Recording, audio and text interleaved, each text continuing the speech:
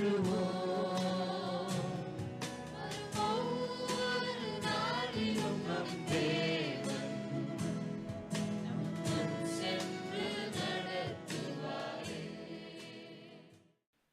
be speaking to you from Psalm 62 this evening.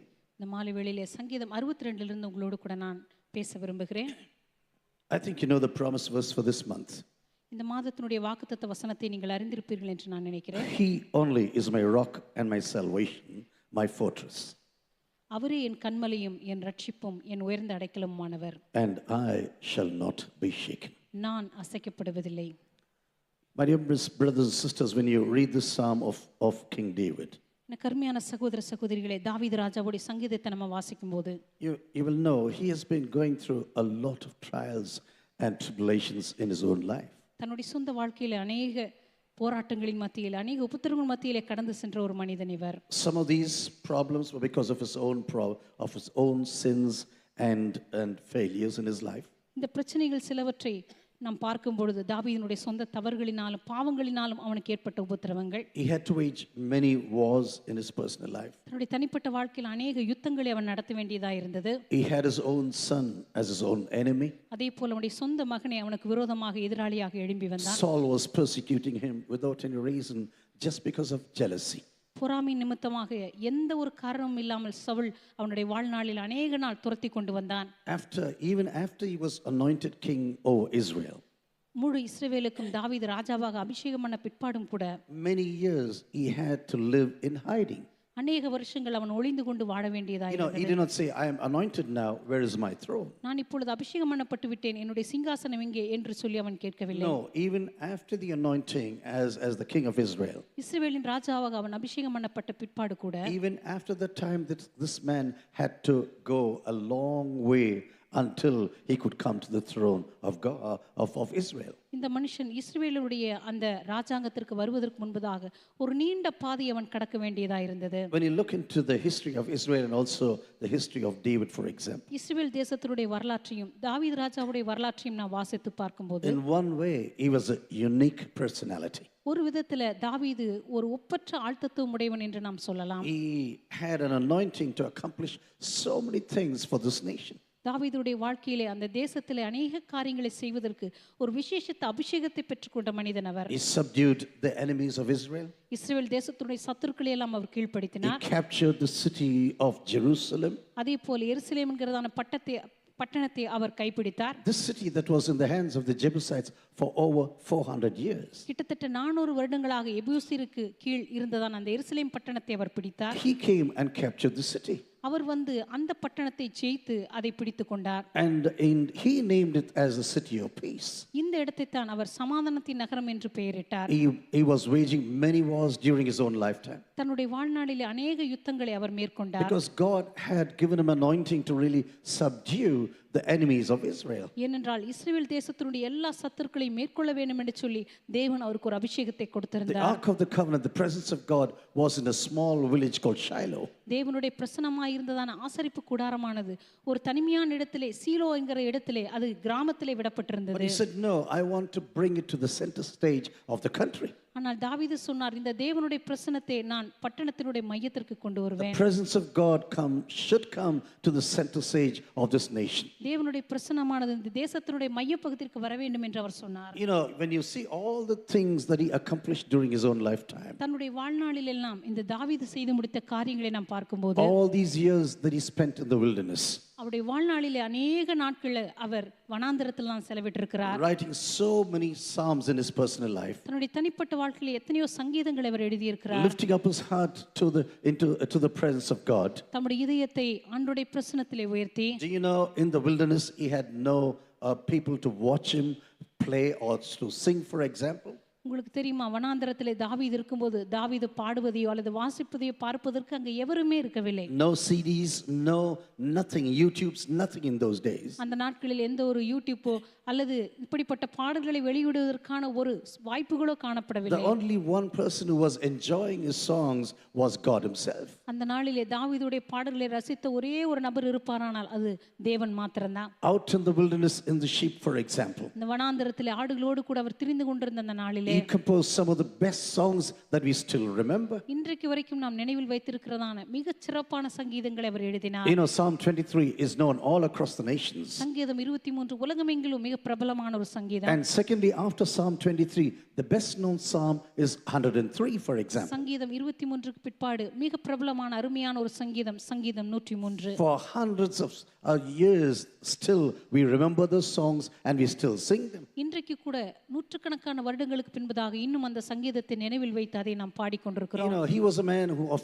conquer. He wanted to build the temple of God, for example. இந்த மனுஷன் எல்லாவற்றையும் ஜெயித்து தேவனுக்காக ஒரு ஆலயத்தை கட்ட விரும்பினான். When the whole of Israel was hiding, he conquered Goliath, for அந்த example. முழு இஸ்ரவேலும் அந்த நாளிலே சத்துருக்கு பயந்து ஒளிந்து கொண்டிருந்த பொழுது அதை ஜெயித்து அந்த தேசத்திற்கு ஒரு விடுதலையை கொண்டு வந்தார். All his life he was battling so that the temple of God could be built. அவனுடைய வாழ்நாள் முழுவதும் அவன் யுத்தத்தை செய்தான். எதற்காக என்றால் தேவனுடைய ஆலயம் கட்டப்படும்படியாக. When you look into the history of this one person, இந்த ஒரு மனுஷனுடைய வரலாற்றை நாம் வாசித்து பார்க்கும்போது you will really wonder whether one single person can accomplish so many things. இந்த ஒரு மனுஷன் தன்னுடைய வாழ்க்கையிலே இத்தனை காரியங்களை செய்து முடிக்க முடியுமா என்று நாம் ஆச்சரியப்படலாம். You know, he had a special anointing to do everything that God had called him to do. தேவனுடைய வாழ்க்கையிலே எதையெல்லாம் செய்ய வேண்டும் என்று அழைத்திருந்தாரோ அது எல்லாவற்றையும் செய்ய தேவையான அபிஷேகத்தை அவன் You know, பெற்றிருந்தார். when you read Psalm 62, for example, சங்கீதம் 62 நீங்க வாசித்து you know, பார்க்கும்போது all the scars of his sufferings you can see there in this psalm.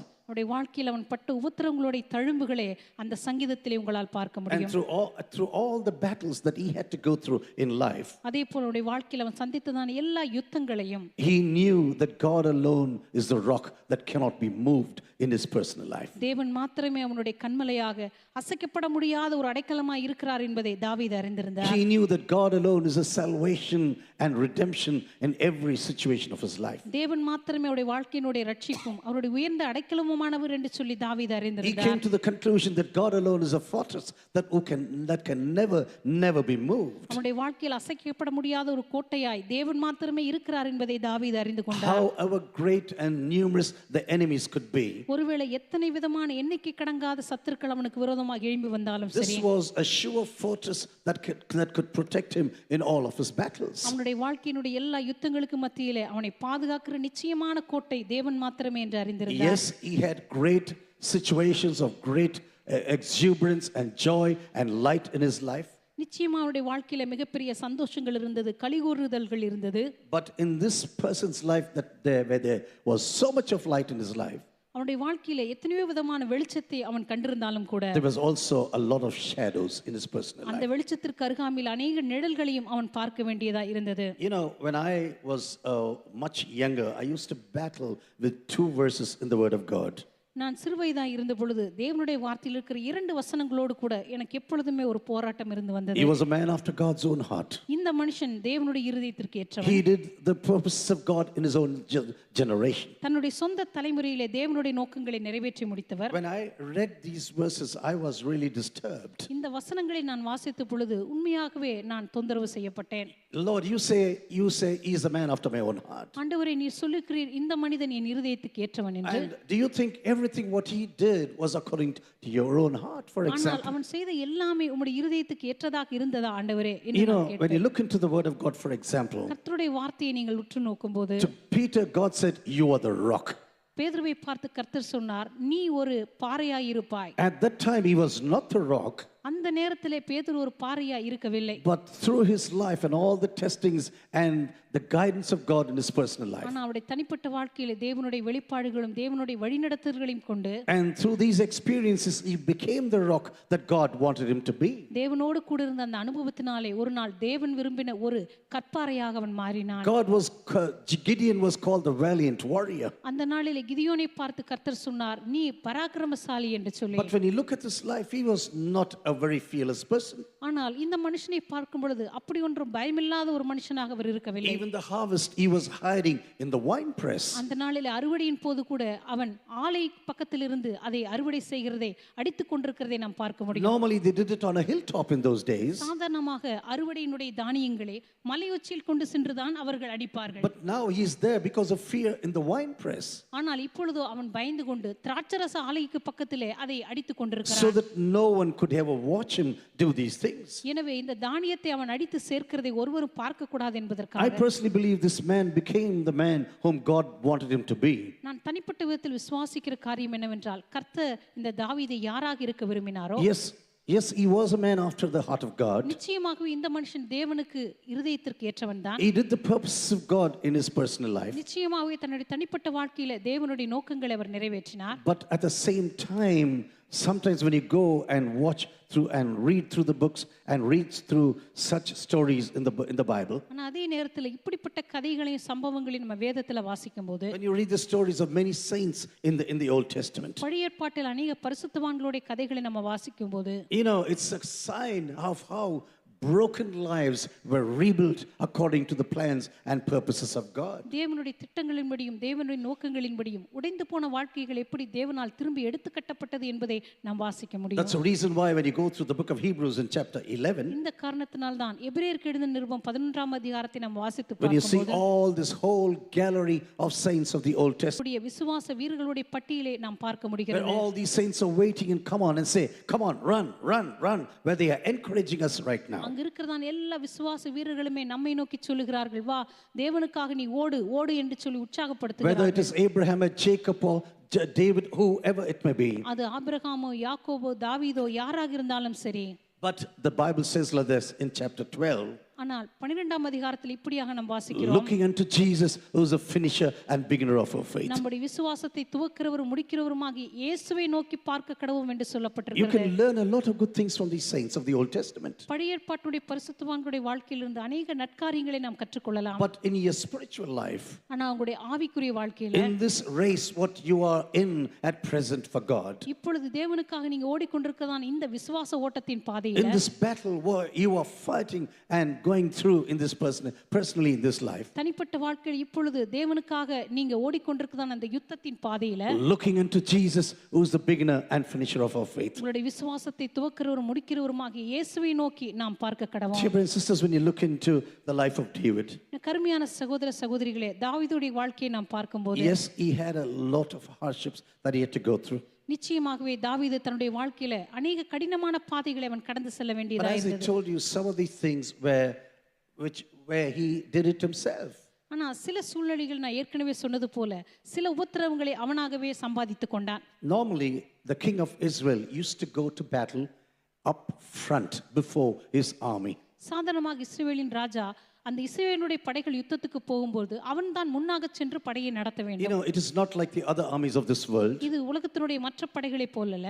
The leader, the commander must be up front before the army. அந்த ராணுவத்தினுடைய தலைவன் தான் அந்த படைக்கு முன்பாக சென்று அந்த யுத்தத்தை நடத்த வேண்டும். Even in Entebbe some years ago, when you read that book, சில வருஷங்களுக்கு முன்பதாக கூட என்டபே என்கிறதான அந்த இடத்தில் அந்த புத்தகத்தை வாசித்து பார்த்தால் உங்களுக்கு தெரியும், the brother of this present prime minister Netanyahu, இப்பொழுது இஸ்ரவேல் தேசத்தினுடைய பிரதம மந்திரியாக இருக்கிறதான நெத்தன்யாகு அவர்களுடைய சகோதரன், he went as a commander of the team to Entebbe in Uganda. அந்த நாளிலே உகாண்டால என்டபே என்கிறதான இடத்துல நடந்ததான யுத்தத்திற்கு அவர்தான் படைத்தலைவனாக முன்பாக சென்றார். And this brother Joshua was the only one who was killed. அந்த நாளிலே கொல்லப்பட்ட ஒரே ஒரு நபர் அந்த படைத்தலைவனாய் இருந்ததான ஜோஷுவா என்கிற நபர் Because he மாத்திரம்தான். was running through that airport. ஏனென்றால் அந்த விமான தளத்துக்குள்ளாக அவர் ஓடினார். He wanted to really get relieved, most of the Israelites relieved from capture. அந்த நாளில் எப்படியாவது இஸ்ரவேல் ஜனங்களுடைய படைகளை அவர்கள் விடுவிக்க வேண்டும் என்று But நினைத்தார்கள். suddenly he was shot down. ஆனால் எப்படியோ அவர் திடீரென்று சுட்டுக் கொல்லப்பட்டார். Do you know, in Israel army, the commander must be there up front. உங்களுக்கு தெரியுமா, இஸ்ரவேல் தேசத்தில் எப்பொழுதுமே அந்த படை தளபதி தான் யுத்தத்திற்கு முன்பாக செல்ல வேண்டும். But now Israel, as a war was raging at the front, for example, ஆனா இப்பொழுதோ இஸ்ரவேல் படைகளானது யுத்தத்திற்கு முன்பாக சென்று யுத்தம் செய்து கொண்டிருக்கிறது. this man stayed back at home, ஆனா இப்பொழுதோ தாவீது தன்னுடைய வீட்டிலே இருந்து விட்டான். went to the rooftop. அந்த நாளிலே தன்னுடைய மாளிகையினுடைய உப்பரிகைக்கு சென்றான். Maybe he just wanted to enjoy the air right there. ஒருவேளை அங்க இருக்கிற அருமையான காற்றை அவன் ஒருவேளை அனுபவிக்க And நினைத்திருந்திருக்கலாம். because of that, everything went in a very negative way. அந்த நாளில் அவனுடைய வாழ்க்கையில் எல்லாமே பாதகமாக நடந்து முடிந்தது. You know, we know the story of Bathsheba. பத்சேபாளுடைய கதை நமக்கு நன்றாக தெரியும். Bathsheba is one of the ladies in the Bible who is said to be very beautiful. பத்சேபாள் வேதத்துல சொல்லப்பட்ட அழகான ஸ்திரீகள் என்கிறதான பெயர்களுக்கு மத்தியில இந்த பெண்ணும் சொல்லப்பட்டிருக்கிறாள். Just three people are said to be very beautiful in the Bible. Girls, women, I mean. வேதத்திலே மூன்று ஸ்திரீகள் மிகவும் அழகானவர்கள் என்று சொல்லி வேதத்திலே And சொல்லப்பட்டிருக்கிறது. one of them is Bathsheba. அந்த மூன்று பேரில் ஒருவர் பத்சேபாள். You know, she was married already. இந்த பெண்ணுக்கு ஏற்கனவே திருமணமாகி இருந்தது. The husband of this lady is battling there at the front for the nation of Israel. இந்த பெண்ணுடைய கணவர் இஸ்ரவேல் தேசத்தினுடைய யுத்தத்துக்கு கடந்து சென்று அங்கே முன்பாக சென்று போரிட்டுக் கொண்டிருக்கிறார். After he inquired and came to know the whereabouts and the address of the husband, அந்த நாளிலே பத்சேபாளுடைய கணவர் எங்க இருக்கிறார் என்று சொல்லி எல்லாவற்றையும் அறிந்து கொண்ட பிற்பாடு this fellow still tried to bring her into the palace now. இருந்தாலும் கூட தாவீது அந்த மணமான பெண்ணை தன்னுடைய வீட்டிற்கு கொண்டு வரும்படியாக முடிவு செய்கிறார். If she had been alone without being married, it would not have been a crime in the Old Testament. ஒருவேளை பத்சேபாள் அந்த நாளிலே திருமணம் செய்யாமல் இருந்திருப்பாள் என்று சொல்லி இருந்தார், நிச்சயமாக பழைய ஏற்பாட்டிலே அது ஒரு பிரச்சனையாக இருந்திருக்க முடியாது. But I think he said, "Oh, I am the king, I can do anything I want." ஆனா தாவீது நினைத்தான், நான் இஸ்ரவேலினுடைய ராஜா, நான் நினைத்த எல்லாவற்றையும் நான் செய்யலாம் There's என்று. no one I am answerable to. இப்பொழுது நான் யாருக்கும் பதில் சொல்ல வேண்டிய அவசியமில்லை என்று I நினைத்தார். make the decisions and I can do whatever I want.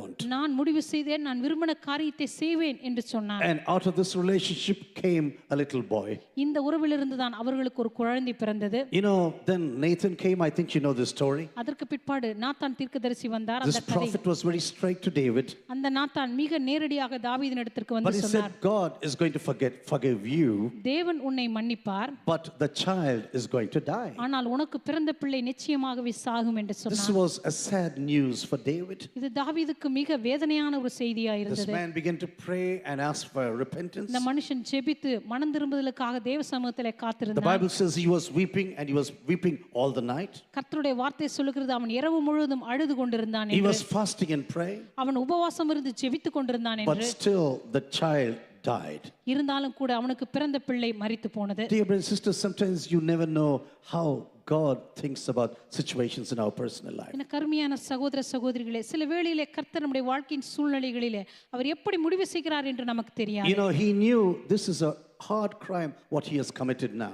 சில நேரத்தில் நம்ம நினைப்போம், இந்த மனுஷன் செய்த மிகப்பெரிய தவறு இது என்று. In spite of all the crime he went through, அவனுடைய வாழ்க்கையில அவன் செய்ததான மற்ற எல்லா குற்றங்களை காட்டிலும் God says, I'm going to forgive you, ஆண்டவர் சொன்னார், நான் உன்னை மன்னிப்பேன், but this child is not going to escape. ஆனால் இந்த பிள்ளையோ அந்த தண்டனைக்கு தப்புவதில்லை. Actually, this child died on the 7th day. அந்த குழந்தை பிறந்து 7ஆம் நாளிலே மரித்து போனது. Jews normally circumcised on the 8th day. சாதாரணமாக யூதர்கள் ஒரு குழந்தை பிறந்த உடனே ஒரு ஆண் பிள்ளை 8ஆம் நாளிலே விருத்த சேதனம் செய்வார்கள். Even without the mark of the Israeli or the people of God. இஸ்ரவேல் தேசத்தினுடைய ஜனம் என்று சொல்லி அந்த அடையாளம் கூட அந்த குழந்தைக்கு இன்னும் போடப்படவில்லை. This child died on the 7th day. அதற்கு முன்பதாகவே 7ஆம் நாளிலே அந்த பிள்ளை மரித்து போனது. You know, sometimes we think, okay, with this everything is finished. சில நேரங்கள் நம்ம நினைப்போம், இதோடு கூட எல்லாம் முடிந்து விட்டது என்று. God will never take him up again in his own hands. தேவன் இனிமேல் இந்த தாவீதை தமது கரத்திலே எடுத்துக்கொள்ளவே மாட்டார் என்று You know, நினைப்போம். Uriah was one of the best fighters in the nation of Israel. உரியா என்கிறதான இந்த மனுஷன் இஸ்ரவேல் தேசத்திலே ஒரு மிகச்சிறந்த யுத்த வீரனாய் He இருந்திருக்கிறார். was very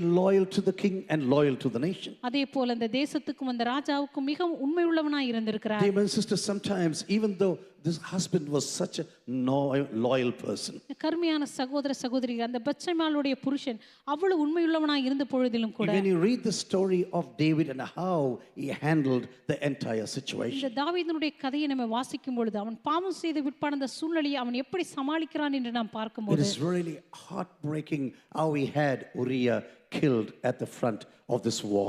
அந்த யுத்தத்தினுடைய முன்னணியிலே உரியாவை நிறுத்தி அவனை எப்படி தந்திரமாக அவன் கொலை செய்ததற்கு காரணமாய் இருந்தான் என்று பார்க்கும் பொழுது He brings him home first of all, முதலாவது அந்த உரியாவை யுத்தத்திலிருந்து வீட்டுக்கு கொண்டு so that வருகிறான். the blame goes on Uriah. எப்படியாவது இந்த பாவத்தினுடைய இந்த பழி அவன் மீது போக வேண்டும் But என்று. as I told you, he was a loyal person.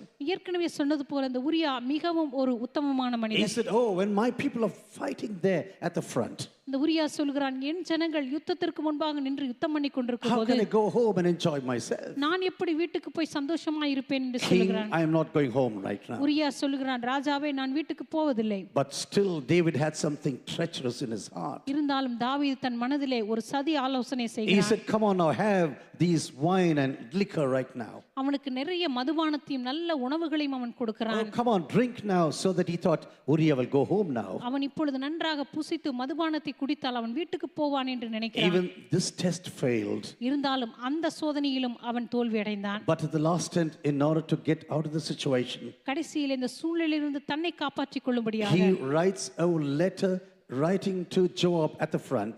யோவாப் அந்த யுத்தத்தினுடைய படைத்தளபதியா இருக்கிறவனுக்கு ஒரு கடிதத்தை எழுதுகிறார். Put this fella in the midst of the heaviest fighting right now. தாவீது யோவாப்புக்கு ஒரு கடிதத்தை எழுதி யுத்தத்தை மும்முரமாய் நடக்கிற இடத்திலே இவனை நிறுத்தி இவனை கொல்லுங்கள் என்று Just சொல்கிறார். have him killed right now. எப்படியோ யுத்தத்தின் இடத்திலே அவன் சாகட்டும். Dear brothers and sisters, sometimes we are chosen by God.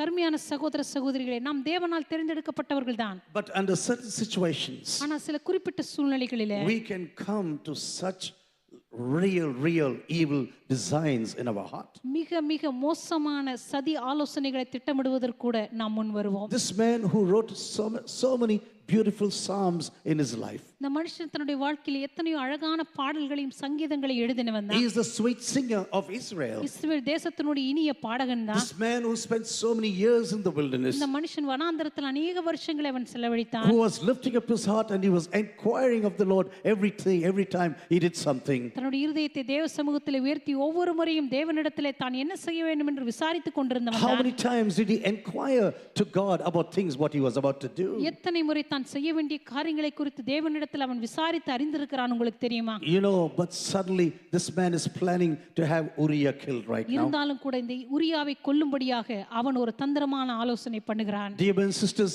we can be thankful about the grace of God in our personal lives. கருமையான சகோதர சகோதரிகளே, தேவனுடைய கிருபையானது நம்முடைய வாழ்க்கையின் மீது இருப்பதை பற்றி நாம் நன்றியுள்ளவர்களாக Sometimes இருக்க we may வேண்டும். say, oh, such a thing will never happen to me. சில நேரங்கள் நம்ம நினைப்போம், ஓ இப்படிப்பட்ட காரியத்தெல்லாம் நான் செய்ய மாட்டேன் Oh, என்று. thus David did. He is a very evil person now. தாவீது செய்தான், தாவீது மிகவும் மோசமானவன் என்று But சொல்லுவோம். I personally believe without the hand of God upon our lives, ஆனால் நான் தனிப்பட்ட விதத்தில் விசுவாசிக்கிற காரியம் என்னவென்றால் தேவனுடைய கரம் நம்முடைய வாழ்க்கையின் மீது இல்லை என்று when the சொன்னால் fear of the Lord leaves our heart forever, கர்த்தருக்கு பயப்படுகிற பயமானது நம்முடைய இருதயத்தை விட்டு நிரந்தரமாய் you போகும்போது and I could be capable for anything in this world. நீங்கள் நானும் இந்த உலகத்தில் எப்பேற்பட்ட தீமையும் செய்வதற்கு நாம் ஆயத்தப்பட்டுருவோம். Yes, David was a chosen man of God. ஆம், தேவனால தேர்ந்தெடுக்கப்பட்ட ஒரு பாத்திரம் தான் இந்த தாவீது. What he accomplished for God, what maybe many people have never accomplished in the Old Testament. இந்த தாவீது தேவனுக்காக செய்து முடித்த காரியங்கள் எல்லாம் பழைய ஏற்பாட்டிலே அநேகம் பேர் செய்து முடித்திருக்க A man மாட்டார்கள். with a passion for the presence of God. தேவனுடைய பிரசன்னத்துக்காக மிகப்பெரிய வாஞ்சியுள்ள ஒரு A நபர். man who wanted the temple of God to be built. தேவனுடைய ஆலயம் கட்டப்பட வேண்டும் என்று மிகப்பெரிய ஒரு வைராக்கியம் And கொண்டவர். then he comes to such nasty decisions. ஆனால் அதற்கு பிற்பாடு மிக மோசமான ஒரு கேவலமான முடிவுக்கு தாவீது வருகிறார். Then came the next boy, Solomon. அதற்கு பிற்பாடு சாலமோன் என்கிறதான ஒரு குமாரன் அவருக்கு பிறக்கிறான். Do you know David was the 8th boy?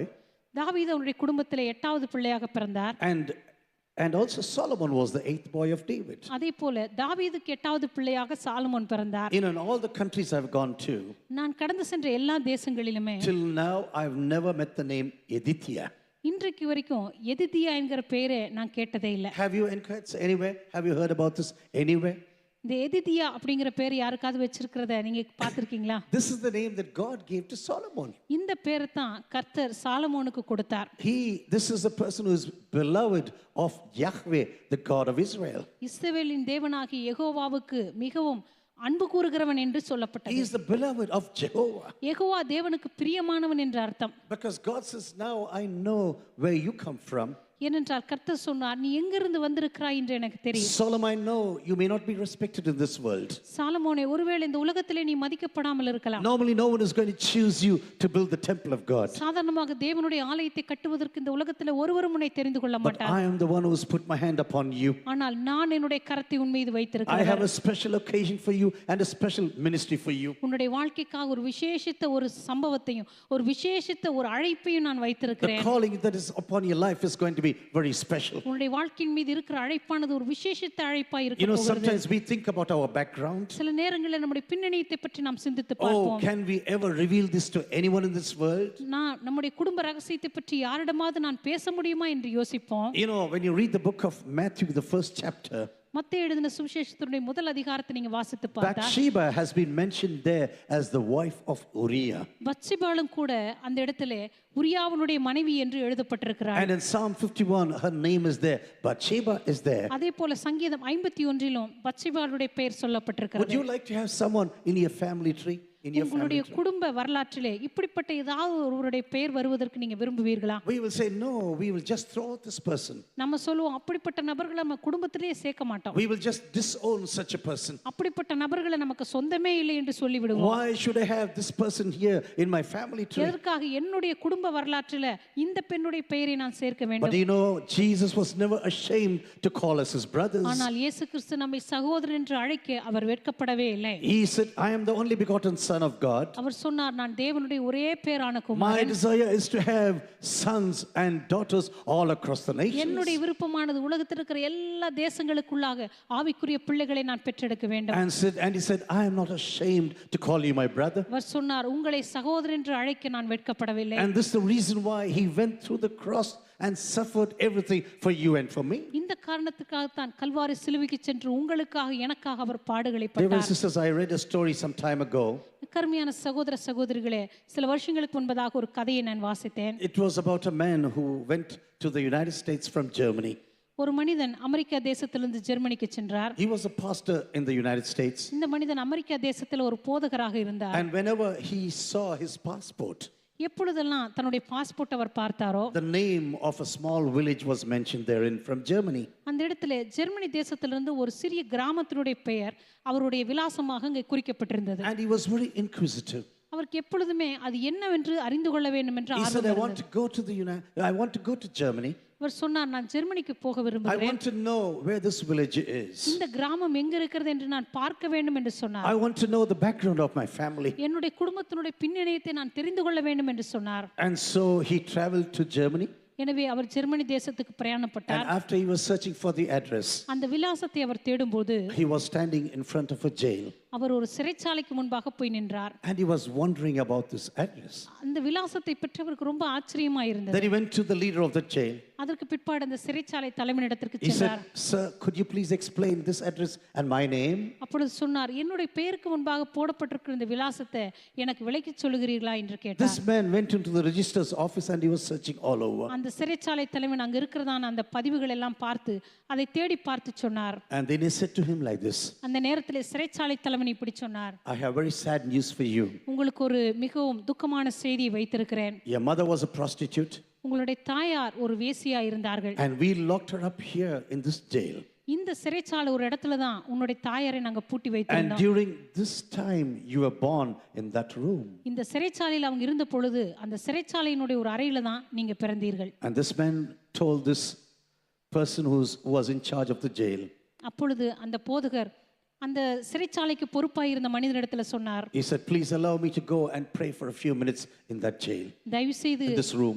நான் பிறந்ததான அந்த சிறைச்சாலையினுடைய அறைக்கு என்னை கொண்டு போங்கள், அங்க போய் சில வினாடிகள் நான் ஜெபிக்க விரும்புகிறேன் என்று சொன்னார். And then he knelt down, raised his hands in the presence of the Lord. அந்த சிறைச்சாலையினுடைய அறைக்குள் சென்று அவர் கையை உயர்த்தி ஜெபிக்க ஆரம்பித்தார். And he said, Lord, thank you for the grace upon my life. அவர் சொன்னார், ஆண்டவரே, என் வாழ்க்கையின் மீது நீர் காண்பித்திருக்கிற உம்முடைய கிருபைக்காக நன்றி என்று சொன்னார். I was born to a prostitute. ஆண்டவரே, நான் ஒரு வேசிக்கு பிறந்த பிள்ளைதான். My birthplace is a jail room. என்னுடைய பிறப்பிடமே ஒரு சிறைச்சாலையினுடைய ஒரு அறைதான். But I can never understand your grace in my personal life. ஆனால் ஆண்டவரே, என் வாழ்க்கையின் மீது நீ காண்பித்த இந்த கிருபையை என்னால் புரிந்து கொள்ளவே முடியாது என்று சொன்னார். That you took me to the United States. ஆண்டவர், என்னை நீ அமெரிக்க தேசத்துக்கு கொண்டு And that சென்று you made me a pastor of the word of God. அந்த இடத்துல கர்த்தருடைய வார்த்தையை போதிக்கிற ஒரு ஊழியக்காரனாக என்னை மாற்றி இருக்கிறீர். Lord, thank you for your grace upon my life. ஆண்டவரே, என் வாழ்வின் மீது காண்பித்திருக்கிற உம்முடைய கிருபைக்காக நன்றி என்று Dear brothers and சொன்னார். sisters, sometimes when you think about the grace of God upon our personal lives, இந்த கருமையான சகோதர சகோதரிகளே, நம்முடைய தனிப்பட்ட வாழ்க்கையிலே தேவன் காண்பிக்கிற கிருபையை நாம் where பார்க்கும்போது God has always been forgiving and says, okay, come on, get along now. தேவன் எப்பொழுதுமே நம்மை மன்னிக்கிறவராக இருந்து வா பரவாயில்லை என்று சொல்லி நம்மை I சேர்த்துக் am not கொள்ளும்போது, ashamed to call you my brother or my sister. என்னுடைய சகோதரன் என்றும் சகோதரி என்றும் உன்னை அழைக்க நான் வெட்கப்படவில்லை என்று அவர் சொல்லும்போது, Yes, Aditya, Solomon, you are the eighth child. ஆம் எதித்தியாவே சாலமோனே, நீ இந்த குடும்பத்தில் 8வது பிள்ளைதான். You know, in Germany, the number 13 is not a very good name. சாதாரணமாக ஜெர்மனி தேசத்துல இந்த 13ஆம் நம்பர் அப்படி ஒன்றும் பிரபலமானதில்லை. Even in Lufthansa, you will never find row 13. அதே போல லுஃப்தான்சா ஃப்ளைட்ல கூட நீங்க போய் பார்த்தீங்கன்னா 13ஆம் நம்பர் அந்த சேரே இருக்காது, இருக்கவே இருக்காது. After 12, 14 will come. 12க்கு அப்புறம் 14 தான் நீங்க பார்க்கலாம். I think the Germans didn't learn mathematics properly. நான் நினைக்கிறேன் ஜெர்மன்காரங்களுக்கு கணக்கு நல்லா தெரியும்னு நினைக்கிறேன். சரியா படிக்கல After 12, 13 must come.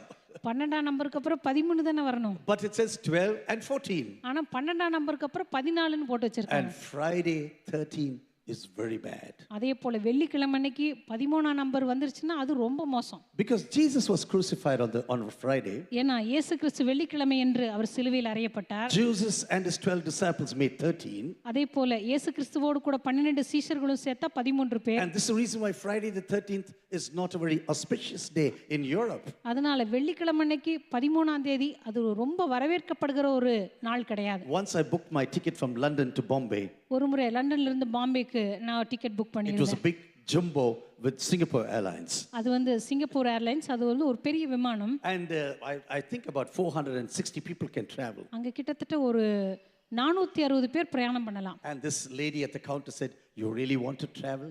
அன்னைக்கு அந்த டிக்கெட் கவுண்டர்ல இருக்கவங்க என்ன பார்த்து கேட்டாங்க, உண்மையாவே நீங்க இன்னைக்கு பிரயாணப்பட விரும்புறீங்களா? Do you know it's Friday the 13th? அவங்க என்ன பார்த்து கேட்டாங்க, இன்னைக்கு வெள்ளிக்கிழமை 13ஆம் தேதி வேற. Yeah, I want to travel, I said. நான் சொன்னேன், ஆமா நான் போக விரும்புறேன். And I came into the plane, அந்த பிளேனுக்கு நான் வந்த உடனே hardly 40 or 50 people. நான் நினைக்கிறேன் ஒரு 40-50 பேர் தான் அந்த பிளேன் பூரா இருந்திருப்பாங்க. I just enjoyed the flight, I tell you. எனக்கு ரொம்ப சந்தோஷம், அங்க முழு விமானமே எனக்கு தான். I could have even played football inside this. It's a big jumbo. விமானத்துக்குள்ள பாத்தீங்கன்னா நான் வந்து கால்பந்தே விளையாண்டுருக்கலாம், அந்த அளவுக்கு நல்ல இடம். You know, sometimes we have some auspicious days and inauspicious days. சில நேரத்துல சில நாட்களை நம்ம விரும்புகிறோம், சில நாட்களை ரொம்ப வரவேற்கப்படத்தக்க நாட்களாக நினைக்கிறோம். For example, this palli, yeah, in your home. Yeah, when it makes such a sound. சாதாரணமா நம்ம வீட்ல இந்த சுவத்துல இருக்கிற அந்த பல்லி இப்படி சத்தம் And போட்டுச்சு. suddenly there. That's what people do. இந்த பல்லி சத்தம் போட்டா போது உடனே இப்படி பண்ணுவாங்க. I do not know why lizards shout. எதுக்கு அந்த பல்லி அப்படி சத்தம் And போடுதுன்னு when you எனக்கு go தெரியல. to a new house, the milk must boil. அதே போல ஒரு புது வீட்டுக்கு போனா பால் காய்ச்சி அது வந்து பொங்கணும். Milk always boils, I tell you. பால் பாருங்க எப்பவுமே பொங்கும். As far as I know, எனக்கு தெரிஞ்ச வரைக்கும் you know, I have lived in so many houses. நான் எத்தனையோ வீடுகள் மாத்திருக்கேன். We have changed so many houses. எத்தனையோ வீடுகளை நான் மாத்திருக்கேன். Not once did we boil any milk. ஒரு வீட்டுக்கு போகும்போது கூட நான் பால் காய்ச்சி போனதே இல்லை. And once, you know, this lizard fell on my head. ஒரு முறை பார்த்தா பல்லி என் தலைமையில விழுந்துருச்சு. And someone said, "Oh, pochi, pochi, pochi." That's what they were telling me. அப்ப பக்கத்துல இருக்கிறவங்க சொன்னாங்க, போச்சு பல்லி உங்க தலைமையில விழுந்துருச்சா? If this palli falls upon your head, அப்படியே பல்லி உங்க தலைமையில விழுந்தாலும் you are going to die soon. நீங்க பல்லி விழுந்தா செத்து போயிருவீங்கன்னு ஒரு சிலர் சொல்றாங்க. Do you think the God who created this palli has lesser power than this little lizard? I tell you. நீங்க நினைக்கிறீங்களா அந்த பல்லியை உருவாக்கின தேவன் அந்த பல்லியை காட்டிலும் பலவீனமான ஒரு தேவன் அப்படின்னு நினைக்கிறீங்களா? This God who created the heavens and the earth, இந்த வானத்தையும் பூமி உண்டாக்கின அந்த who தேவன், calls the stars by its name. அவர் நட்சத்திரங்களை எல்லாம் பேர் சொல்லி அழைக்கிற Can தேவன். you imagine then, when you look into the sky, you see about 5,000 stars. நீங்க வானத்தை பார்க்கும் பொழுது கிட்டத்தட்ட 5000 நட்சத்திரங்களை நீங்க பார்க்க முடியும். If it's going to be a very dark place, ஒரு மிக இருளான ஒரு இடத்துக்கு போய் you can see with your naked eyes 5,000 stars. உங்களுடைய இந்த சரீர கண்களினாலேயே கிட்டத்தட்ட 5000 நட்சத்திரங்கள் உங்களால பார்க்க முடியும். Just imagine our God naming all these stars. யோசிச்சு பாருங்களேன், அந்த எல்லா நட்சத்திரக்கும் ஆண்டவர் பேர் சொல்லி அழைக்கிறாராம். At times I cannot even remember 100 names. சில நேரத்துல 100 பேரையே நம்மளால ஞாபகம் வச்சுக்க முடியல. எனக்கு சொல்றேன், not நமக்கு me, I cannot remember even 100 names. எனக்கு 100 பேருடைய இந்த பேரை கூட ஞாபகம் வச்சுக்க முடியல. Sometimes I forget the names. சில நேரத்துல நான் பேரை மறந்துடுவேன். Say vanga brother, but I'll be thinking, who's this now? கையை கொடுத்துக்கிட்டே அப்படி யோசிச்சுட்டு இருப்பேன், இது யாரா இருக்கும் அப்படின்னு. You know, sometimes it is like that. சில நேரத்துல எனக்கு அப்படிதான் நடக்குது. But our God with all this remembrance, ஆனா ஆண்டவர் எல்லாவற்றையும் நினைவில் வைத்திருக்கிறார். God says, I chose you because I had a purpose for you.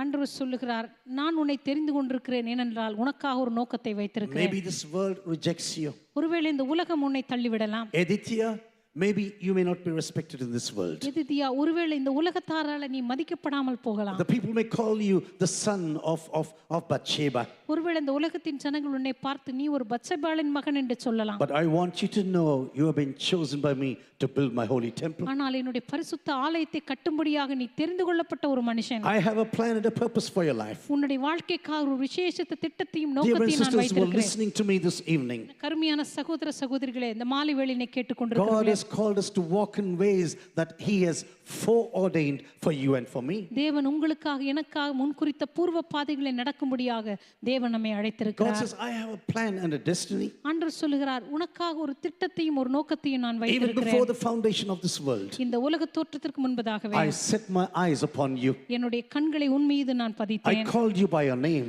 நான் உன்னை பேர் சொல்லி I அழைத்தேன். separated you in the womb of your mother. உன்னுடைய தாயின் வயிற்றில் இருக்கும் பொழுதே உன்னை பிரித்தெடுத்தேன். Even maybe your parents tried to kill you. ஒருவேளை உன்னுடைய பெற்றோர்கள் உன்னை கொலை செய்ய முயற்சித்திருக்கலாம். Maybe your parents just left you behind in some place of this earth. ஒருவேளை இந்த உலகத்துல ஏதோ ஒரு இடத்துல உன்னுடைய பெற்றோர் உன்னை கைவிட்டு விட்டு போயிருக்கலாம். But God says, I will never forget you. ஆனால் கர்த்தர் சொல்லுகிறார், நீ என்னால் மறக்கப்படுவதில்லை. You will never be forgotten by me. நீ ஒருபோதும் என்னால் மறக்கப்படுவதில்லை I என்று have a சொல்லுகிறார். plan and a destiny for you. நான் உனக்காக ஒரு திட்டத்தையும் ஒரு நோக்கத்தையும் And வைத்திருக்கிறேன். when we go and say, yes, Lord, thy will be done in our personal lives, ஆண்டவருடைய சமூகத்திற்கு சென்று ஆண்டவரே உம்முடைய சித்தம் என் வாழ்க்கையிலே நிறைவேறுவதாக என்று சொல்லும்போது you will see the plan of God being accomplished in you and through you.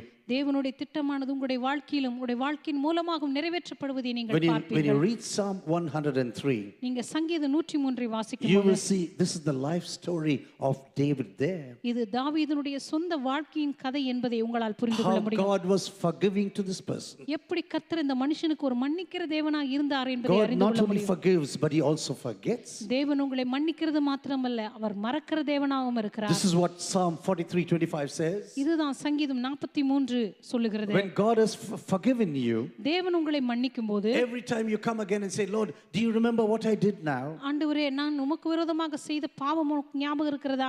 Lord, do you know what I did in 2006? ஆண்டவரே, 2006ல நான் என்ன செய்தேன் உங்களுக்கு ஞாபகம் இருக்கா? God will say, no, I have no idea what you're talking about. ஆண்டவர் சொல்வார், நீ எதை பற்றி பேசுகிறாய் என்று எனக்கு தெரியவில்லை. You know, I sometimes laugh when I'm alone, சில நேரத்தில் நான் தனிமையா இருக்கும் பொழுது நான் சிரிப்பதுண்டு. when I think that our God is forgetful. நம்முடைய தேவனுக்கு கூட மறதி இருக்கிறது என்று நினைத்து. You know, our God is forgetful. நம்முடைய தேவனுக்கு ஞாபக மறதி In இருக்கிறது. this one thing, and since what He has forgiven already, அவர் மன்னித்த பாவங்களை குறித்து He says, I am totally forgetful. அவர் சொல்லுகிறார், அந்த பாவங்களை குறித்து நான் மறந்து விட்டேன். Why do you come back to me again and again with the same trash? ஏன் மறுபடியும் அதே குப்பையை என் சமூகத்துக்கு கொண்டு Why வருகிறாய்? do you come and pray again and again the same thing? மறுபடியும் அதே காரியத்தை சொல்லி ஏன் நீ ஜெபிக்கிறாய்? Because I forgave you, ஏனென்றால் நான் உன்னை மன்னித்து விட்டேன். but I forgot everything about what you said. அதே போல நீ செய்த காரியங்களை நான் மறந்தும் விட்டேன். Dear my sisters, Uriah is a wonderful character. கருமையான சகோதர சகோதரியே, உரியா ஒரு அற்புதமான ஒரு கதாபாத்திரம். He was very faithful to his king. இந்த மனுஷன் தன்னுடைய ராஜாவுக்கு மிகவும் உத்தமனாயிருந்தான். He was very faithful to the people of Israel. அதே போல இஸ்ரவேல் ஜனங்களுக்கு மிக உண்மையுள்ளவனாயிருந்தான். He did not want to be in the comfort zone. தன்னுடைய வாழ்க்கையில வசதியான இடத்துல தங்கிவிட வேண்டும் என்று அவன் நினைக்கவில்லை. No, he was there battling for the king and for the nation. அவன் நினைத்தது இஸ்ரவேல் தேசத்துக்கும் தன்னுடைய ராஜாவுக்கும் உண்மையுள்ளவனாய் இருக்க வேண்டும் என்று But நினைத்தான். even though David did a nasty thing in his life, தாவீது தன்னுடைய வாழ்க்கையில மிக மோசமான ஒரு காரியத்தை செய்திருந்தாலும் கூட this 8th child that was born did a wonderful job for God. அவனுக்கு பிறந்த 8வது பிள்ளை தேவனுக்காக மிக அற்புதமான ஒரு காரியத்தை செய்தான். Dear brothers and sisters, sometimes we may fail in our personal lives. கருமையான சகோதர சகோதரிகளே, நம்முடைய தனிப்பட்ட வாழ்க்கையில சில நேரத்துல நம்ம தோல்வி You அடையலாம். know, one of the greatest differences between Saul and David was this. சவுலுக்கும் தாவீதுக்கும் இருந்த மிகப்பெரிய வித்தியாசம் இதுதான். When God rejected Saul, அந்த நாளிலே சவுலை ஆண்டவர் நிராகரித்த போது He said, your kingdom is taken away from you. அந்த நாளிலே கர்த்தர் சொன்னார், உன்னுடைய ராஜ்யபாரம் உன்னை விட்டு Your எடுக்கப்பட்டாயிற்று. kingdom would have endured forever. உன்னுடைய ராஜ்யபாரம் என்னென்றைக்குமாக நிலைத்திருந்திருக்கும். But now I am changing my mind. ஆனா இப்பொழுதோ என் மனதை நான் I மாற்றிக்கொண்டேன். am tearing away your kingdom. இப்பொழுது உன்னுடைய ராஜ்யபாரத்தை உன்னை விட்டு கிழித்து போடுவேன். This man did not run to the presence of God. அந்த நேரத்துல சவுல் ஆண்டவருடைய பிரசன்னத்தை நோக்கி ஓடவில்லை. No, he wanted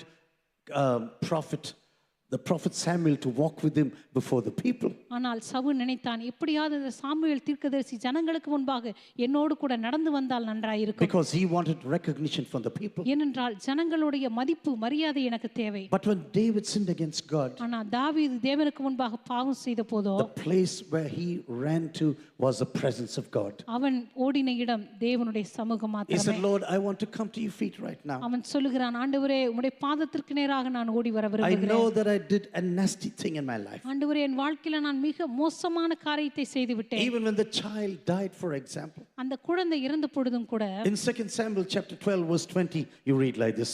2 சாமுவேலின் புத்தகம் 12ஆம் அதிகாரத்துல நீங்க வாசிக்கலாம். David went immediately to the presence of God. அந்த 20ஆம் வசனத்துல சொல்லப்பட்டிருக்கு, உடனடியாக தாவீது எழுந்து தேவனுடைய ஆலயத்துக்கு போனான். I don't want vindication from men. மனுஷனிடமிருந்து எனக்கு நியாய தீர்ப்பு அவசியம் இல்லை. No, I want to go to my God right now. இல்லை, என் தேவனிடத்திற்கு நான் போக விரும்புகிறேன் என்று நினைத்தார். Dear brothers and sisters, David was a wonderful person. தாவீது ஒரு அற்புதமான ஒரு மனிதன். He accomplished so many things for God. தேவனுக்காக அநேக காரியங்களை செய்து முடித்தவர். You know, even at the end of his life, தன்னுடைய வாழ்க்கையினுடைய கடைசியில no grievances about his son Solomon.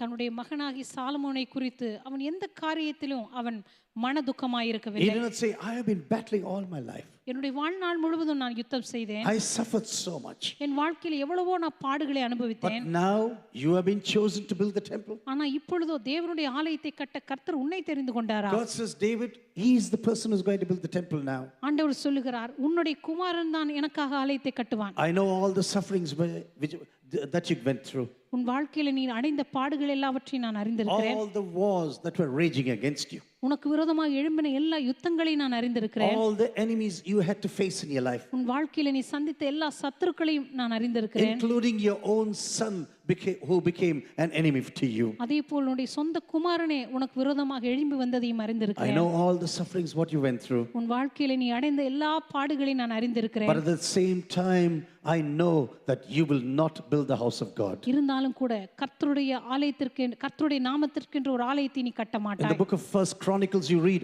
all the goods that David gathered for the building of the temple. 1 நாளாகமத்தின் புத்தகத்திலே தேவனுடைய ஆலயத்தை கட்டும்படியாக தாவீது சவதரித்து வைத்த எல்லா பொன் பொருட்களை பற்றி நாம் வாசிக்க All முடியும். through his life, he was battling to build the house of God. தன்னுடைய வாழ்நாள் முழுவதும் யுத்தம் செய்ததே தேவனுடைய ஆலயத்தை கட்டும்படியாகத்தான். But then God says, your hand is full of blood. ஆனா கர்த்தர் சொன்னார், உன்னுடைய கரங்கள் இரத்தத்தினால் நிறைந்திருக்கிறது. Your hand is full of blood right now. உன்னுடைய கரங்கள் இரத்தத்தினால் நிறைந்திருக்கிறது. I am changing my mind right now. என் மனதை நான் மாற்றிக் கொள்கிறேன். But I am going to be with your son. ஆனா உன் குமாரனோடு கூட நான் இருப்பேன். I will never leave him nor forsake him. நான் அவனை கைவிடுவதும் இல்லை, அவனை விட்டு விலகுவதும் இல்லை. But I have chosen him to do the work of the building. ஆனால் இந்த ஆலயத்தை கட்டும்படியாக அவனை நான் தெரிந்து கொண்டேன். Dear brothers and sisters, when God has given you this privilege of working for him, என கருமையான சகோதர சகோதரிகளே, தேவனுக்காக ஊழியம் செய்யக்கூடிய ஸ்லாக்கியத்தை கர்த்தர் உங்களுக்கு கொடுத்திருப்பார் என்று சொன்னால், don't think it is a burden. தயவு செய்து அதை ஒரு பாரமாக நினைக்காதீர்கள். Don't think it's an obligation. தயவு செய்து அதை ஒரு கடமை என்று நினைக்காதீர்கள். Don't think you are doing a favor to God. தயவு செய்து ஏதோ கர்த்தருக்கு பிரியமான ஒன்றை நான் செய்கிறேன் என்று நினைக்காதீர்கள். No, it is a privilege to work for God. இல்லை, தேவனுக்காக ஊழியம் செய்வது ஒரு மிகப்பெரிய ஒரு ஸ்லாக்கியம். Even this afternoon I was listening to some co-workers. இந்த மத்தியான வேளையில கூட சில உடனூழியர்கள் சொல்லுவதை நான் கேட்டேன். They said they came here to the church at 4 o'clock in the morning.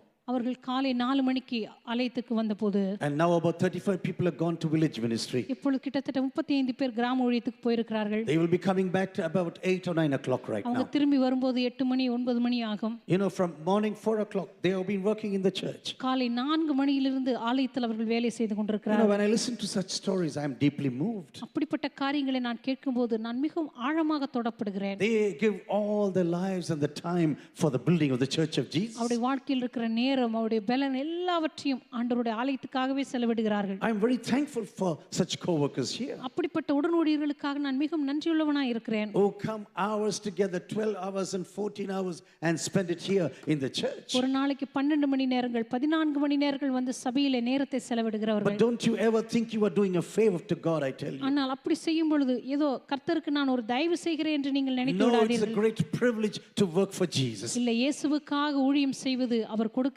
மிகப்பெரிய ஒரு ஸ்லாக்கியம். It is a privilege to preach the gospel to the people who don't know anything about the gospel. சுவிசேஷத்தை பற்றி தெரியாதவர்களுக்கு சுவிசேஷத்தை அறிவிப்பது ஒரு மிகப்பெரிய ஸ்லாக்கியம். It's a privilege to go and preach the gospel in the nations of this world. இந்த உலகத்தின் தேசங்களுக்குள்ளாக சென்று சுவிசேஷத்தை பிரசங்கிப்பது ஒரு மிகப்பெரிய And ஸ்லாக்கியம். I pray that God will really get hold of you at a very young time. உண்மையாகவே உங்களுடைய வாழ்க்கையில மிக இள வயதிலேயே தேவன் உங்களை பிடித்துக் கொள்ளும்படியாய் நான் ஜெபிக்கிறேன். Yes, you could have done some mistakes. ஆம், உங்களுடைய வாழ்க்கையில சில தவறுகளை நீங்கள் செய்திருக்கலாம். Maybe you took your own decisions. ஒருவேளை உங்களுடைய சொந்த முடிவுகளின்படி நீங்க நடந்திருக்கலாம். But I want to tell you, return to God God and God will return to you. இருந்தால் உங்களை பார்த்து சொல்லுகிறேன், தேவனிடத்திற்கு திரும்புங்கள், அப்பொழுது அவர் உங்களிடத்திற்கு Yes, திரும்புவார். you could have done mistakes in your life. ஆம், உங்களுடைய வாழ்க்கையில நீங்க தவறுகளை செய்திருக்கலாம். When you look into the stories of all the saints of the Old Testament, பழைய ஏற்பாட்டினுடைய எல்லா பரிசுத்தவான்களையும் நம்ம பார்க்கும்போது no one was perfect, I tell you, அவர்கள் other than ஒருவர் கூட Jesus.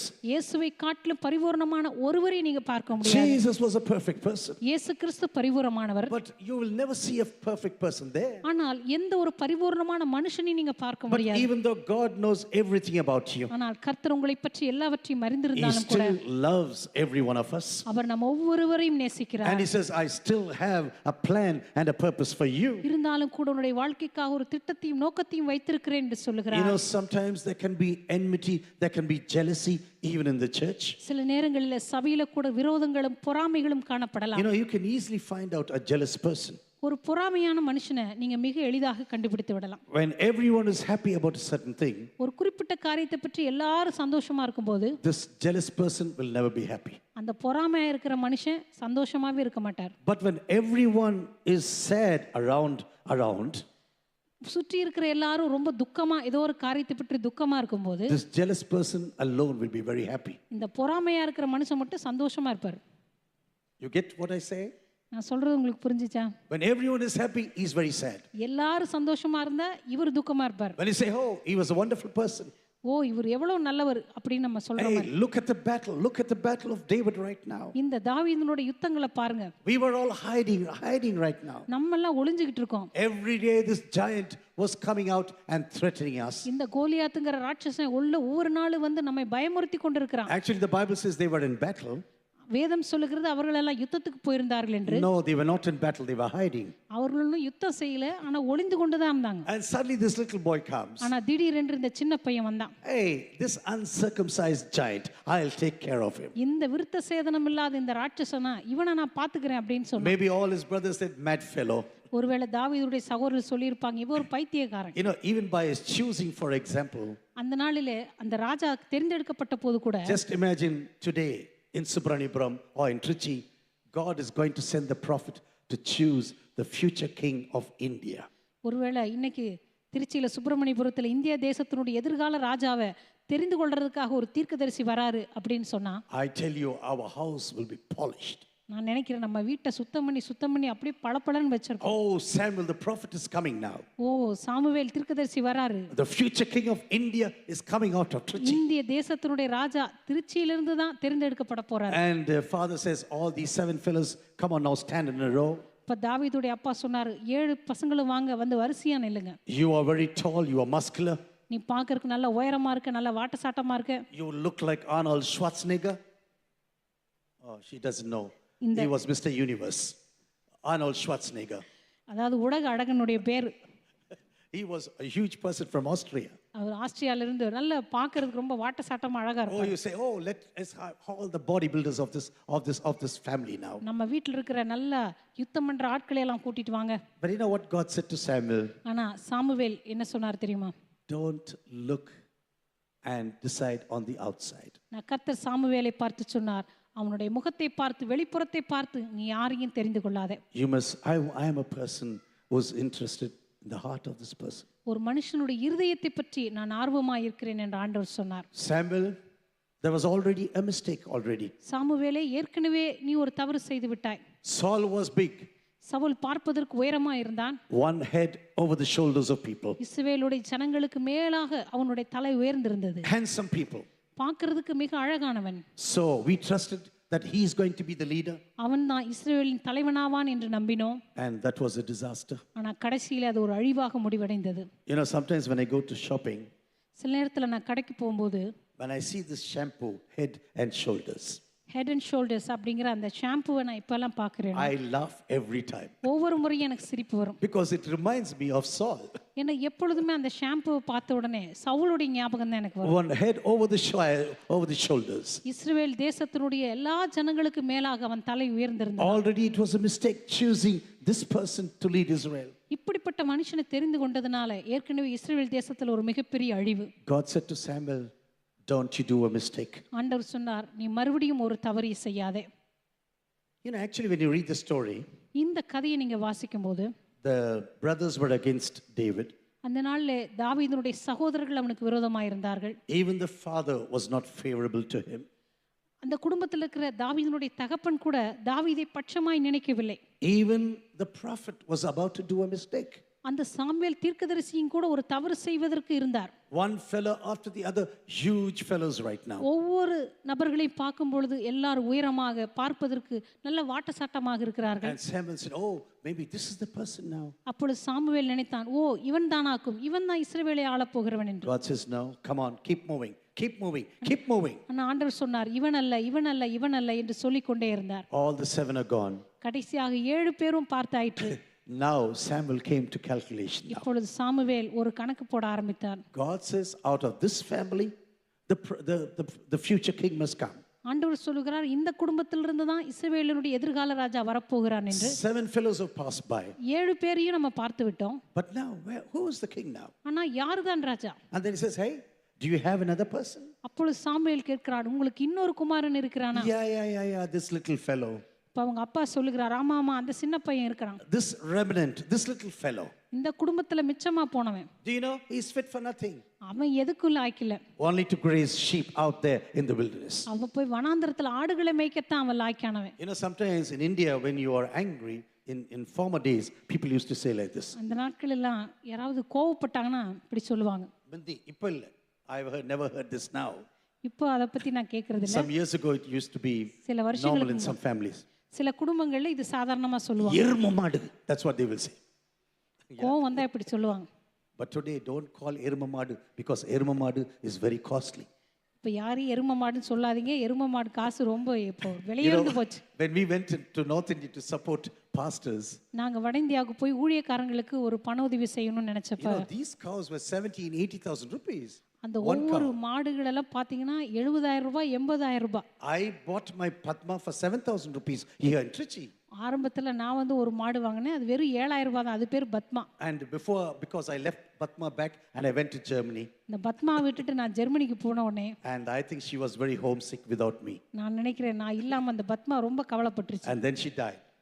அந்த மாடு இறந்தே போச்சு. As soon as I left to Germany, after a few weeks, Padma was gone. நான் ஜெர்மனிக்கு போய் சில வாரங்கள் கழிச்சு கேள்விப்படுறேன் அந்த மாடு இறந்தே போச்சு. Don't call anyone எரும மாடு nowadays. இப்போ யாரையும் நீங்க எரும மாடுன்னுலாம் சொல்லிடாதீங்க. It's very costly எரும மாடு. இப்பெல்லாம் வந்து எரும மாட்டுக்கு ரொம்ப விலை ஏறி போச்சு. And everyone is passing by. எல்லாரும் இப்பொழுது கடந்து போகிறார்கள். And now call this fellow David now. அப்பொழுது சாமுவேல் சொல்கிறார், அவனை சீக்கிரமாக ஆள் அனுப்பி அழைப்பி. Beautiful boy with a beautiful voice. மிக அழகானவன், மிக இனிமையான குரலுடையவன். Just 17 years of age. 17 வயது தான். And the father said, he's not fit for anything. அவனுடைய தகப்பனார் சொல்லுகிறார், அவன் எதற்கும் லாய்க்கானவன் கிடையாது. Have people told you this in your life? உங்களை பார்த்து யாராவது இப்படி சொல்லி இருக்கிறாங்களா? Hey, you are not fit for ministry. நீ ஊழியத்துக்கு தகுதியானவனே கிடையாது. What are you going to do in the church? நீ போய் சபையில் என்ன செய்ய போகிறாய்? How can God use you? ஆண்டவர் போய் உன்னை எப்படி பயன்படுத்த போகிறார்? I tell you, sometimes people think they will measure you according to the scale they have in their minds. சில நேரங்களில் மனிதர்கள் தங்களுடைய எண்ணங்களில் இருக்கிறதான அளவுகோல்களை வைத்து உங்களை அளப்பார்கள். But do you know God has a totally different scale? ஆனா ஆண்டவருடைய கரத்தில் இருக்கிற அளவுகோல் முற்றிலும் And வித்தியாசமானது. the whole world says no, God says yes.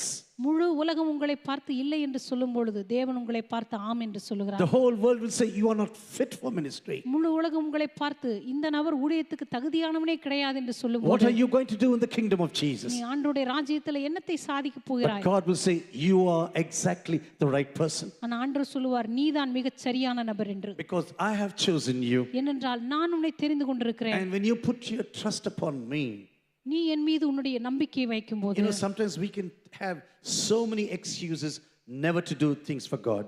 சில நேரங்களில் ஆண்டவருக்காக ஏதாவது ஒன்றை செய்வதற்கு எத்தனையோ சாக்கு போக்குகளை நாம் கண்டுபிடிக்கிறோம். Lord, I cannot speak. ஆண்டவரே என்னால் பேச முடியாது. Lord, I have no strength. ஆண்டவரே எனக்கு பலன் இல்லை. Lord, I cannot preach.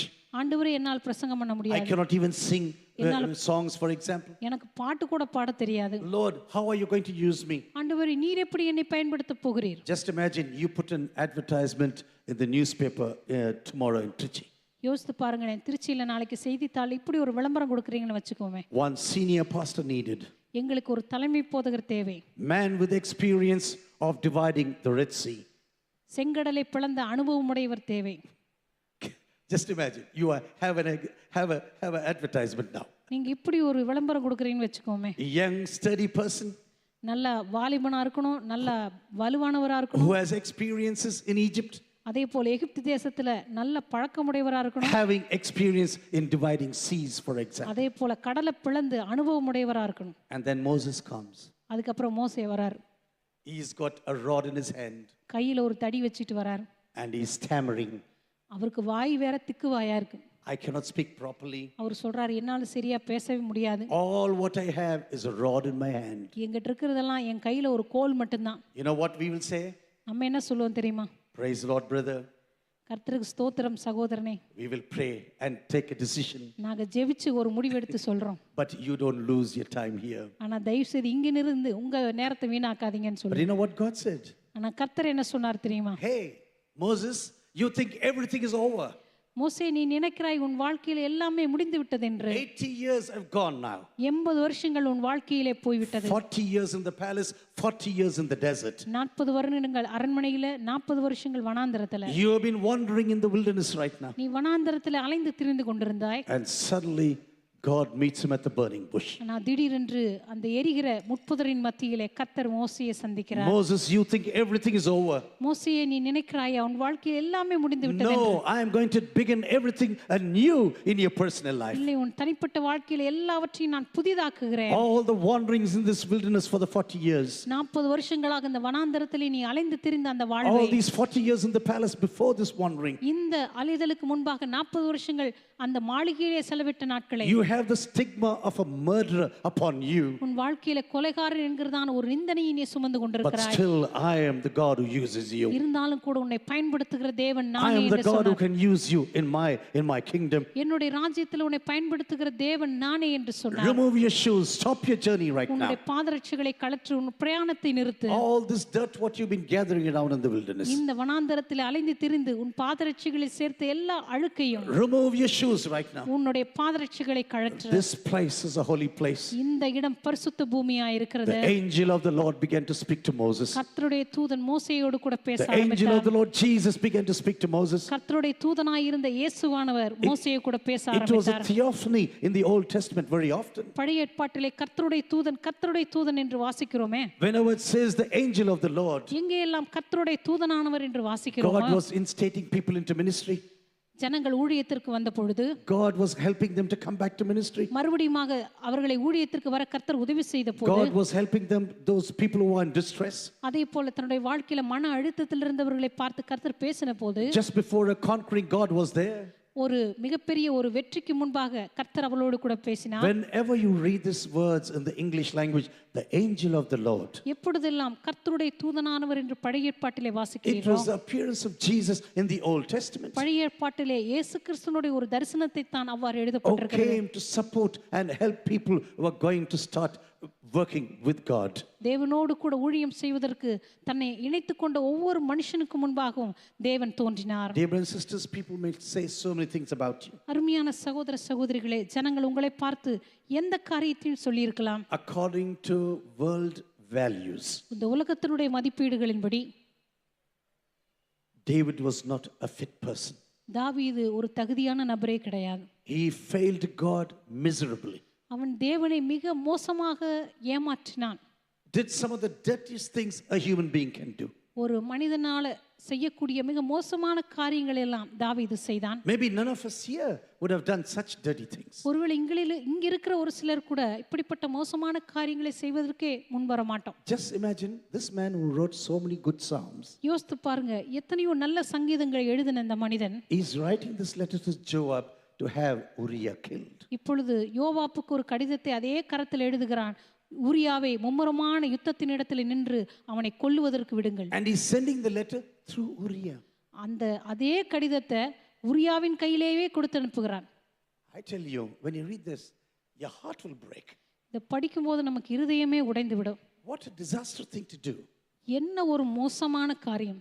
You are planning to have this person killed. இந்த மனுஷனை கொல்லுவதற்கு நீங்கள் திட்டமிட்டு கொண்டிருக்கிறீர்கள். And then you write a letter and give it in his hands. அவனுடைய கொலைகார திட்டத்தினுடைய அந்த திட்டத்தின் செயலை அவனுடைய கரத்திலேயே கொடுத்து அனுப்புகிறீர்கள். And he's going to carry the death sentence in his own hands. தன்னுடைய வாழ்க்கையினுடைய மரண அந்த வாக்குமூலத்தை தன் கரத்திலேயே அவன் சுமந்து கொண்டு போகிறான். But I want to tell you, our God is a God of grace and mercy.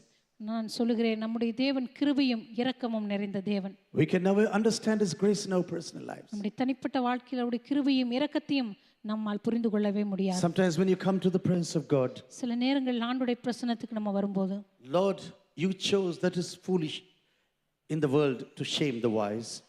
ஆண்டவரே, ஞானிகளை வெட்கப்படுத்தும்படிக்கு பைத்தியமானவர்களை இந்த உலகத்திலே நீர் தெரிந்து கொண்டீர். God chose what is weak in the world to shame the strong. இந்த உலகத்திலே பலமுள்ளகளை வெட்கப்படுத்தும்படிக்கு பலவீனமானவர்களை தேவன் தெரிந்து கொண்டார். God chose what is low and despised in the world, even things that are not, to bring nothing things that are and that no human beings may boast in the presence of God. உள்ளவைகளை அவமாக்கும்படி உலகத்தில் இழிவானவைகளையும் அற்பமாய் எண்ணப்பட்டவைகளையும் இல்லாதவைகளையும் தேவன் தெரிந்து கொண்டார். மாம்சமான எவனும் தேவனுக்கு முன்பாக பெருமை பாராட்டாதபடிக்கு அப்படி செய்தார். Our God is a God of signs and wonders. நம்முடைய தேவன் அற்புதங்களின் அடையாளங்களின் தேவனாய் இருக்கிறார். The things what he has accomplished in our personal lives, நம்முடைய தனிப்பட்ட வாழ்க்கையில கர்த்தர் செய்து முடித்த எல்லாவற்றையும் நம்ம பார்க்கும்போது, everything that is accomplished till today, இன்றைக்கு வரைக்கும் நம்முடைய வாழ்க்கையின் மூலமாக அவர் செய்து முடித்த எல்லாவற்றையும் நம்ம பார்க்கும்போது, sometimes we can never imagine. சில நேரங்களில் நாம் கற்பனை செய்யவே முடியாது. Lord, I can only be thankful to you. ஆண்டவரே, உமக்கு நான் ஒருபோதும் நன்றி சொல்லி முடியாது. Lord, I can only be thankful to you. ஆண்டவரே, உமக்கு நான் வாழ்நாள் முழுவதும் நன்றி மாத்திரம் தான் சொல்லிக்கொண்டே இருக்க All முடியும். the days of my life, என்னுடைய வாழ்நாள் எல்லாம் I can just keep on praising you. ஆண்டவரே, உம்மை நான் தொடர்ந்து துதித்துக் கொண்டே இருக்கலாம். I can give you all the honor and praise. ஆண்டவரே, உம்முடைய நாமத்திற்கு குறித்து நான் எல்லா கனத்தையும் மகிமையும் நான் செலுத்துவேன். Lord, I was totally unfit. ஆண்டவரே, நான் முற்றிலும் தகுதியற்றவனாய் வாழ்ந்தேன். All the things that I have committed, ஆண்டவரே, நான் செய்த எல்லா காரியங்களையும் பார்க்கும்போது, but you washed me through your grace and mercy. ஆண்டவரே, என்னுடைய மிக மோசமான பாவங்களை எல்லாவற்றையும் உம்முடைய இரத்தத்தினாலும் உம்முடைய கிருபையினாலும் இரக்கத்தினால் நீர் கழுவினீர். Until today, you are sustaining me. இன்றைக்கு வரைக்கும் நீர் என்னை தாங்கி வருகிறீர். You are guiding me. ஆண்டவரே, என்னை வழி You நடத்துகிறீர். are using me. நீர் என்னை பயன்படுத்திக் You கொண்டிருக்கிறீர். are filling me with the power of the Holy Spirit. பரிசுத்தாவின் வல்லமையினால் என்னை நிரப்புகிறீர். And you are changing me every day in the image of your Son, Jesus Christ. ஒவ்வொரு நாளும் உம்முடைய குமாரனாகிய இயேசு கிறிஸ்துவின் சாயலுக்கு ஒப்பாக என்னை மாற்றிக்கொண்டே இருக்கிறீர். I want every eyes to be closed in the presence of God. எல்லாரும் மாலை வேளையில ஆண்டவருடைய சமூகத்தில் கண்களை மூடும்படியாய் நான் கேட்டுக்கொள்கிறேன். When we can be silent for a few minutes, ஆண்டவருடைய சமூகத்தில் சில நிமிடங்கள் நாம் அமைதியாக இருப்போம். let us think about everything that God has done in our personal lives. கர்த்தர் நம்முடைய வாழ்க்கையில் செய்த எல்லாவற்றையும் நான் சிந்தித்து பார்ப்போமா? All of His grace, all of His mercy, அவருடைய எல்லா கிருபைகளையும் அவருடைய எல்லா இரக்கங்களையும் நாம் நினைத்து பார்க்கும் all of His long suffering in our lives. நம்முடைய வாழ்க்கையில் அவர் காண்பித்துதான் அவருடைய நீடிய சாந்தத்தை நாம் சிந்தித்து பார்க்கும்போது, Even though we have done some nasty things at times, சில நேரங்களில் மிக மோசமான காரியங்களை கூட நம்ம செய்திருப்போம். God said, I will never leave you nor forsake you. ஆனால் ஆண்டவர் சொல்லுவார், நான் உன்னை கைவிடுவதும் இல்லை, உன்னை விட்டு விலகுவதும் இல்லை. My calling upon your life will never change. உன்னுடைய வாழ்க்கையின் மீது நான் வைத்திருக்கிறதான அழைப்பு ஒருபோதும் மாறுவதில்லை. My calling upon your life will never change. உன்னுடைய வாழ்வின் மீது நான் கொண்டிருக்கிறதான அழைப்பு ஒருபோதும் மாறுவதில்லை. Man may change, but I will never change. ஒருவேளை மனிதன் மாறலாம், ஆனால் நான் ஒருபோதும் மாறுகிற தேவன் அல்ல. Let us all lift up our hands and keep on praising Jesus. எல்லாரும் கரங்களை உயர்த்தி தேவனை துதித்துக் கொண்டிருக்கலாமா? That we say, Lord, thank you for your grace and mercy upon my life. ஆண்டவரே, என் வாழ்க்கையின் மீது நீ காண்பிக்கிறதான உம்முடைய கிருபைக்காக உம்முடைய இரக்கத்துக்காக உமக்கு நன்றி இயேசுவே என்று சொல்லுவோம். Your wonderful grace upon my life. ஆண்டவரே, என் வாழ்க்கையின் மீது காண்பித்த உம்முடைய அற்புதமான கிருபை. Yes, Lord, all through my life I have learned one thing. ஆமா ஆண்டவரே, என் வாழ்நாளெல்லாம் ஒரு காரியத்தை நான் Through கற்றுக்கொண்டேன். all the sufferings and the things that I had to go through, என் வாழ்க்கையில நான் கடந்து செல்ல வேண்டிய அந்த பாதைகளில் இருந்த எல்லா உபத்திரவங்களுக்கு மத்தியில, Lord, you are the rock in my life. ஆண்டவரே, நீரே என் வாழ்வின் கண்மலையா இருந்தீர். Lord, you can never be shaken. ஆண்டவரே, நீர் ஒருபோதும் அசைக்கப்படாத கண்மலையா And you இருக்கிறீர். alone are the Lord who can really save me. நீர் மாத்திரமே என்னை ரட்சிக்கக்கூடிய தேவனாய் இருக்கிறீர். Lord, you alone can redeem me. ஆண்டவரே, நீர் மாத்திரமே என்னை மீட்கக்கூடிய தேவனாய் இருக்கிறீர். Thank you, Jesus, for your calling upon my life. ஆண்டவரே, என் வாழ்க்கையை நீர் அழைத்ததனால உமக்கு நன்றி Thank you, சொல்லுகிறேன். Jesus, for your calling upon my life. ஆண்டவரே, என் வாழ்க்கையின் மீது வைத்திருக்கிற அழைப்புக்காக Can உமக்கு நன்றி every one of us செலுத்துகிறேன். join together and start praising Jesus? எல்லாரும் சத்தத்தை உயர்த்தி ஆண்டவரை துதிக்க ஆரம்பிப்போமா? Thank you, Jesus. Thank you, இயேசுவே, Jesus. உமக்கு நன்றி என்று என்று சொல்லுவோமா? Thank you, Jesus. இயேசுவே உமக்கு நன்றி. Thank you for your calling upon my life. ஆண்டவரே என் வாழ்க்கையின் மீது நீர் கொடுத்த உம்முடைய அழைப்புக்காக நன்றி. Lord, men have changed, situations have changed. ஆண்டவரே மனிதர்கள் மாறலாம், சூழ்நிலைகள் மாறலாம். Lord, but you have never changed in my life. ஆண்டவரே என் வாழ்க்கையில நீர் ஒருபோதும் மாறாத தேவனாகவே இருந்து Your வந்திருக்கிறீர். love and mercy is forever. ஆண்டவரே உம்முடைய அன்பும் கிருபையும் என்றென்றைக்கும் நிலைத்திருக்கிறது. Lord, I just want to worship you. ஆண்டவரே உம்மை நான் ஆராதிக்க விரும்புகிறேன். Lord, I just want to give you all the honor and praise. ஆண்டவரே உம்முடைய நாமத்துக்கே உரித்தான எல்லா கனத்தையும் மகிமையும் நான் செலுத்த விரும்புகிறேன். Just start to worship God with your own words for a few உம்முடைய minutes. சொந்த வார்த்தைகளினால தேவனை கொஞ்ச நேரம் துதிக்க ஆரம்பிப்பீர்களா? Just raise your voice and start to worship Jesus. சத்தத்தை உயர்த்தி தேவனை துதிக்க ஆரம்பிங்க. Lord, thank you for everything. ஆண்டவரே எல்லாவற்றுக்காக உமக்கு நன்றி. Thank you, Jesus. Thank you, ஆண்டவரே Jesus. இயேசுவே உமக்கு நன்றி. Thank you, Jesus. இயேசுவே உமக்கு Thank நன்றி. you for your faithfulness. ஆண்டவரே உம்முடைய உண்மைக்காக உமக்கு நன்றி. Lord, thank you for your grace. ஆண்டவரே உம்முடைய கிருபைக்காக நன்றி. Lord, you have always been faithful. நீர் எப்பொழுதுமே எனக்கு உண்மை உள்ளவராகவே இருந்து I வந்திருக்கிறீர். want to give you all the glory and praise that's due to your name. ஆண்டவரே உம்முடைய நாமத்திற்கே உரித்தான கனத்தையும் மகிமையும் நான் செலுத்துகிறேன். Just keep on praising. நாம் தொடர்ந்து ஆராதித்துக் கொண்டிருப்போமா? Jesus. அதிசயமாய் தாங்கும் தேவ பிரசன்னம் என்ன நடந்தால் எதிர்கொள்ளுவோம்.